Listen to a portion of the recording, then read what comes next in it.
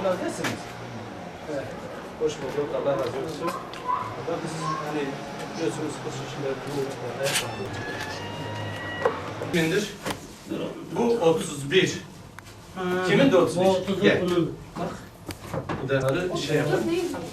Onlara bunu verdiğin gibi 100 TL içinde onlar da 25, onlar da hayrına katkı sunacaklar. Çocuklara istediğin yani giyimden ne istersen alabilirsin bunu. Evet. Allah razı olsun ablam. Ecmen inşallah.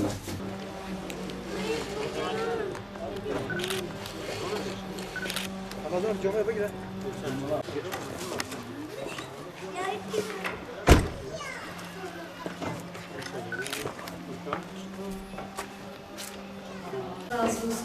Sağ olasın.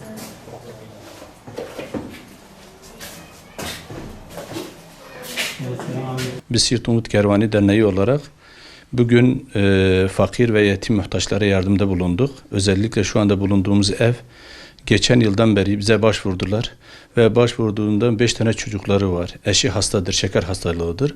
Evi kiradır. Aylık 300 TL kira veriyorlar ve herhangi bir geliri yok. Sadece çocuk yardımından bir para alıyor. Onun dışında bir her geliri yok. Şimdi bugün geldik. Onların evine ayakkabı getirdik. Yardım getirdik. Yani gıda olarak. Bir de artı nakdi olarak da biz bu çocuklara giyim için onlara bir katlar verdik. Eve baktık soba kurulmuş. Ama sobaya gerçekten atılacak ne kömür ne de odunları var.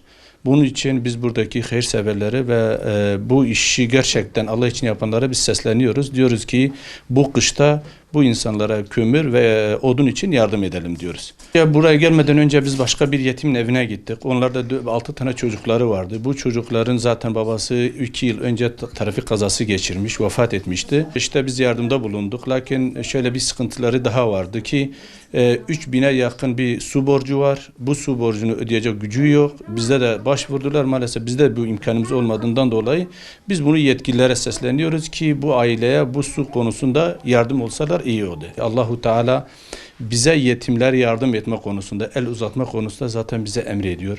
Çünkü Resulullah Aleyhisselatü Vesselam'ın böyle bir hadisi okudum. Diyor herhangi bir insan eğer bir yetimin başını okşadığı zaman dokunduğu bütün o kılların sayesinde Allahu Teala onların günahı affeder.